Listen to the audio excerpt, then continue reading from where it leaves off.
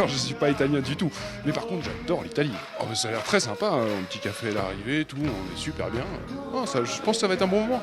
Voilà ce que je peux dire sur lui, c'est une belle personne, très engagée, avec des valeurs très ancrées par la tradition qu'il a reçue de nos parents, puisque nous sommes issus de parents italiens, nés dans le sud de Rome. Il va transmettre de l'émotion, du partage, parce que la musique c'est ça, c'est beaucoup d'émotion, beaucoup de partage, beaucoup de sensibilité autour, encore une fois, de ces musiques traditionnelles de l'Italie qui sont des musiques fleuries et pleines de bonnes choses. Voilà. Maison Deotto qui offre un café italien pour cet après-midi des rendez-vous d'Italie et donner une ambiance toute italienne avec la chaleur et le soleil italien. Christophe Dicico, Chris Dicico, c'est mon nom de scène. J'ai monté une association pour ça qui s'appelle Les Rendez-vous d'Italie. Je suis le président de cette association-là. C'est le dimanche, ça s'appelle un dimanche en Italie. L'idée c'est d'emmener les gens sur une manifestation en leur proposant donc de la chanson. Et autour de la manifestation, fait découvrir une émotion italienne. En l'occurrence, là, c'était le café. Donc, on est sponsorisé par la société D8, Deotto, qui est une société, une PME locale.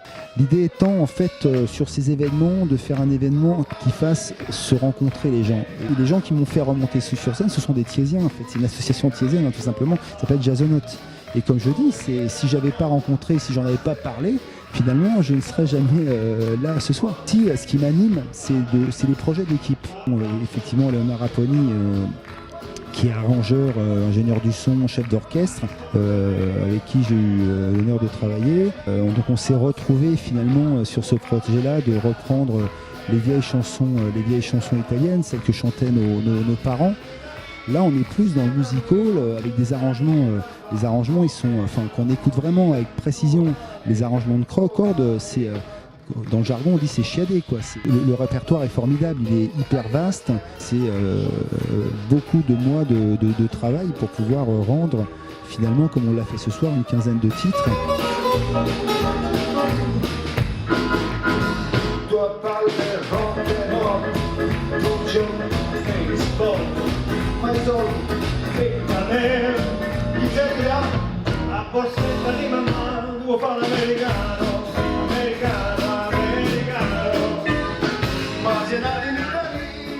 Fait Tu vuoi fare l'americano, le mambo italiano, bambino.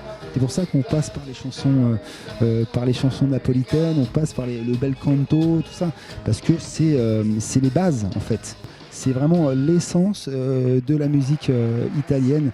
Parce que j'ai la chance d'avoir des gens qui m'entourent et qui m'aident et qui sont bienveillants pour que je puisse me réaliser là-dedans. Voilà, la suite, c'est encore du travail et puis refaire de plus en plus tourner ce tour de chant-là. On a fait d'ailleurs un premier disque l'an dernier, en 2016, qui s'appelle Italian Acoustic Cover. Je prends toujours un énorme plaisir à être sur scène. Ça s'est fait de façon, c'est passé très vite. J'aurais voulu que là, ce soir, je voudrais pouvoir rejouer, trouver un tourneur et partir faire 10 dates.